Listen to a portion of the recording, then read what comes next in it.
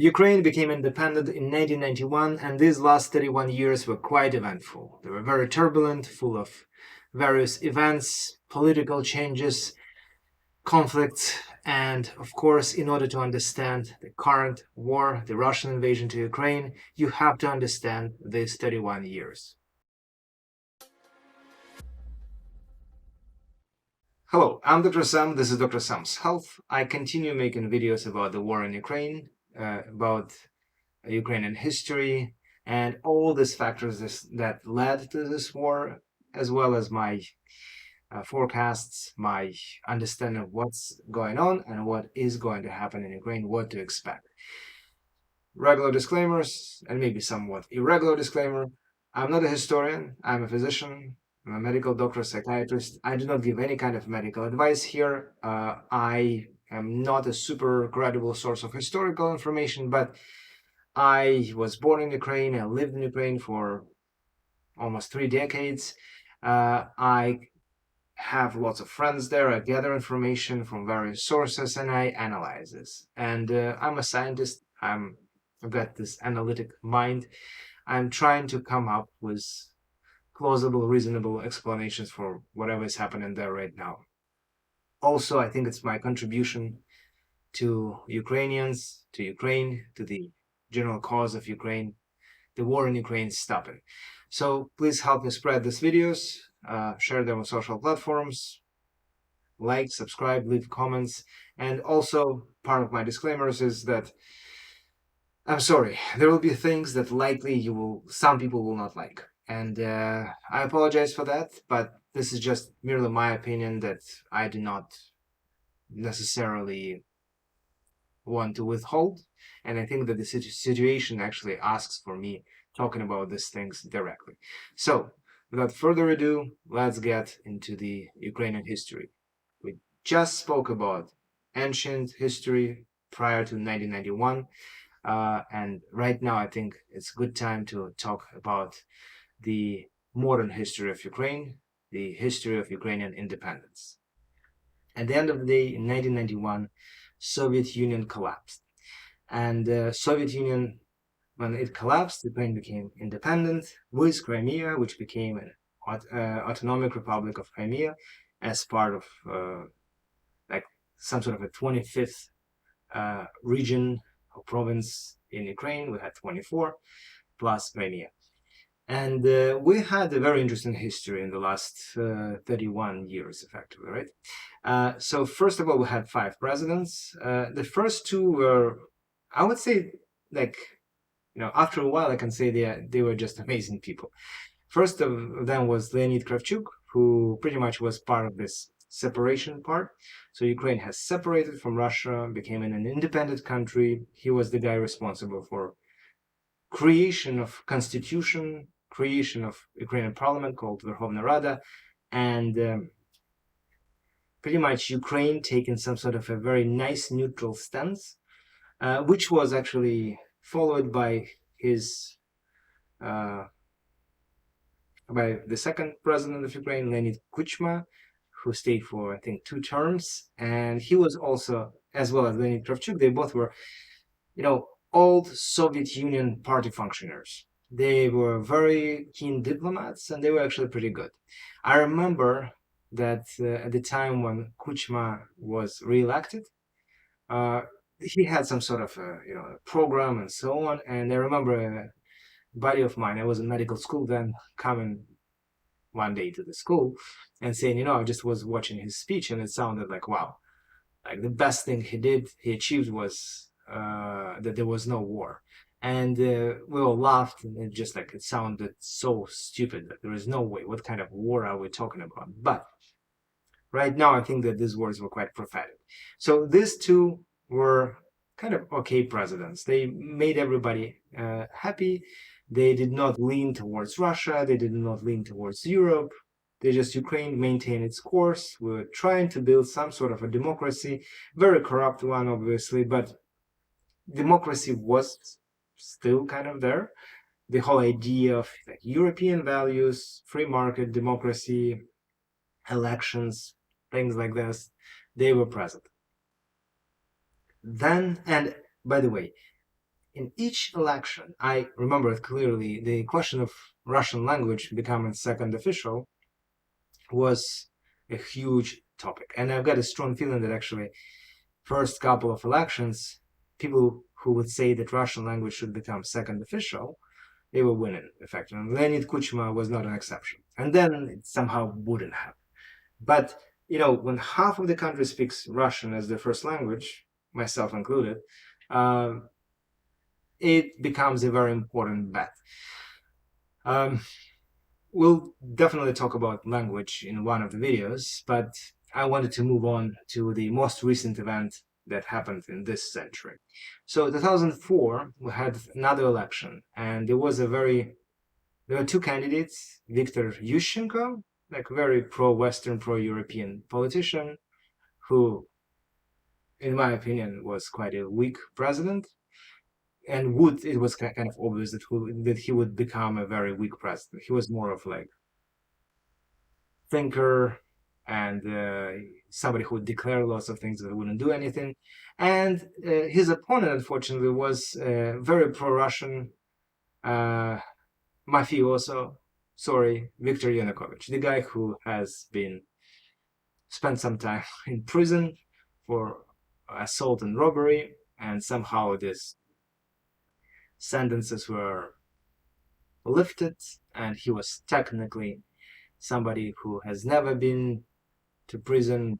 From the judicial standpoint, he was clean. He had a clean biography, which is already ridiculous. And the elections in 2004 were very fraudulent. It was very obvious that there were like a number of atrocities that happened there. And Ukrainian people, it was the first time when Ukrainian people actually went to the streets. There were like riots. There was something we call Maidan, which is square. People came to the main square, Maidan Nezalezhnosti, and there was close to 1 million people there. They stood there for a long time. Good thing there were like not much, like pretty much no violence there, and government reran the elections. It was a third stage of elections, and Viktor Yushchenko won, which in my opinion was a very beautiful moment when people could peacefully fight for their freedom and for their freedom of expression. And that was the moment when the nation, in my opinion, it started to form. Unfortunately, the victory did not last long. I must say that the Ukrainian politicians screwed up big time. They kind of took it for granted and ruined it because of the corruption, because of multiple influences from different like inner political circles, and, in my opinion, from Russia. So as this stuff was happening in Russia, Putin's regime was getting stronger and stronger and stronger. They were selling gas, they were selling oil, they were selling natural resources, getting very, very rich, and Putin was becoming what he is right now, a dictator, and he was trying to influence the countries around him, including Belarus and Ukraine, of course. And as part of this influence was actually this attempt to make Yanukovych president. And unfortunately, they never left this idea. They never abandoned this idea. What was happening in the next several years is Yanukovych somehow became the prime minister of Ukraine, which is ridiculous after what he had done. They somehow managed to, cooperate with Yushchenko. And when I'm saying somehow, it's not that they were just political enemies. Maybe you remember that Yushchenko was poisoned by Agent Orange, Dioxin. And even now, when I'm saying this, I remember how somebody said, like, if Russians wanted him dead, he would be dead.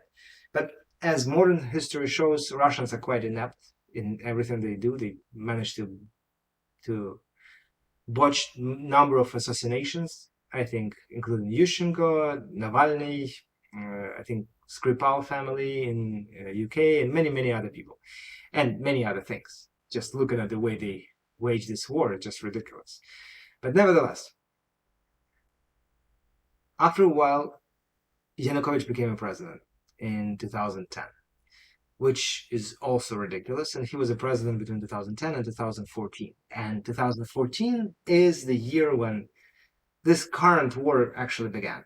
So what happened is the Ukraine, as I said, in general, the whole idea of the country was, no matter how corrupt it was and is, it's Eastern Europe, the idea was to become a European country. They fostered this idea of integrating with Europe, and at a certain point, there was a critical decision that had to be made, and Yanukovych pretty much reversed the course of this evolution of Ukraine. And again, people went to Maidan, same Maidan, it was called Euromaidan at that point, and it became much more violent this time. In part, I believe, because of Putin's regime's work and influence on Ukraine. So Yanukovych fled. There were at least 100 people murdered during these riots, but also a very important thing happened. Two. One of them is annexion of Crimea by Russian forces. And remember, I said that Crimea is the cradle of Russian Navy, and it is very pro-Russian. It has been very pro-Russian, as a matter of fact. Again, lots of people will be upset with me. That is my impression. I've been to Crimea quite a few times. I've never had to speak Ukrainian there. I know quite a few people who are from Crimea. Their parents were very happy with this event and so on. I'm not saying it's the right thing. Actually, being an Eastern Ukrainian, whose first language is Russian and second is Ukrainian, I must say that it felt very, very mean and very inappropriate thing to do. But Crimea has been annexed, as well as like Crimea was the pretty much all the naval and military infrastructure of Ukraine, and at the same time, the second thing that happened, Russians have been preparing uprisings of separatists in different Eastern Ukrainian areas, including my city, by the way. And the reason why I'm saying all these things is just because I know for sure that the same people who are leading this separatist movement in, say, Donetsk and Lugansk were the same people who were seen in Kharkiv, which is my city. And by the way, it's Kharkiv in Ukrainian, Kharkov in Russian. And somehow it didn't happen in Kharkov, but it happened in a couple of places in Eastern Ukraine, some they would know as Donbass or Donetsk, Lugansk areas. And since it was like a time of complete calamity in Ukrainian politicum and in general, Yanukovych has fled. They had to elect new president, which was the fourth president, Petro Poroshenko. Ukrainian army didn't even know what to do, how to fight these people off, what should have happened. And essentially that was the moment of truth for a number of forces. And the separatists, they grew relatively strong. It was very difficult to oppose them. They tried to fight them off, but the Ukrainian army turns out that it was in a terrible state. To the point that, in my understanding, it was like literally nobody to go on to this war, which essentially was a war. They call it military operation, they call it special operation. I don't even remember the terms, to be honest. They were like operation of United Forces, something like that. That there were actually several volunteer battalions, or like private battalions, effectively, that kind of emerged, including the one that we know as Azov. And they were obviously very patriotic people, but Russians later on will say they are Nazis, they are nationalists. I will say that, of course, they were nationalists, because you have to be quite patriotic and quite militant in order to join a volunteer military organization, right? So no surprise here, but the question of them being Nazis is a huge question, okay? And I'm not even ready to talk about this at this point. Like, I'll make a special video about that. But there are several of these battalions, Ukrainian Armed Forces, were trying to kick separatists off. They actually fought quite fiercely, in part or mainly because they were supported by Russians. So they have seen what happened in Crimea. They thought that they could become like little feudal lords of these areas with support of Russia, and Russia started like fooling them with with money, with effectively military contractors, with equipment, with tanks, air missiles. And by the way, I'm waiting for the outcome of this Boeing, Malaysian Airlines Boeing, that was hit over this area. But it is obvious to me that that was the doing of these separatists, and specifically it was the equipment, the book machine, it's called book, that was used to hit this plane. It's incredibly complex, and I don't think that they are saying that like some miners and like farmers were factory workers were operating this heavily specialized, heavy military machinery. That's BS. Okay, so there was a strong presence of Russian forces. Russian forces were there all the time, and they were supporting them very heavily, and that pretty much created this focus of military resistance and military tension, and quite frankly, ongoing military action for the following 8 years. And in 2000, actually, the president at that time, from 2014 to 2019, was Petro Poroshenko. In my opinion, he's quite an okay guy. Obviously, everybody was quite corrupt, but he seemed to have tried to recreate, strengthen the Ukrainian army, to build some fortifications, to prepare Ukraine for potential conflict. And then in 2019, Ukrainians elected a new president, which is also an achievement, right? So we have elections, and during these elections, there are some unexpected people becoming presidents. And President Zelensky was a comedian and businessman prior to becoming the president. I never expected them to elect him, but nevertheless, he became the president. And notably, he was declaring that he was not interested in war at all. He was interested in economy, rebuilding infrastructure, European direction. And some people are criticizing him for that, specifically saying that he underestimated the risk of war and so on. Nevertheless, that brings us to the last moment, which is February 24th, 2022, when Russia invaded Ukraine. Under the premise or declared goal of special military operation, which is to overthrow Ukrainian government, which somehow in the minds of Russian propaganda specialists is an okay goal, to go to another country and overthrow their government, to destroy Ukrainian military potential, to kill all the Nazis, eliminate, neutralize all the Nazis who are oppressing Russian-speaking Ukrainians. As Russian-speaking Ukrainian, actually I speak both Russian and Ukrainian, but I'm from the area where people predominantly feel more comfortable speaking Russian than Ukrainian, at least until February 24th. That is an absolute absurd. Obviously, there are Nazis in every country, ultra far right nationalists in every country, including Russia. They were in Ukraine, but there was nothing happening in Ukraine that would warrant any kind of military invasion by Russia. And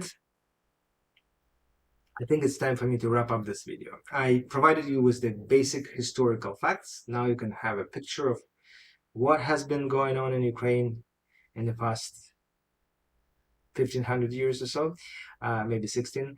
So there was an ancient Kievan Rus that pretty much collapsed, transitioned into several other Slavic cities, including Moscow. Moscow grew into Russia Empire, Soviet Union, then Soviet Union collapsed, and part of it became Ukraine.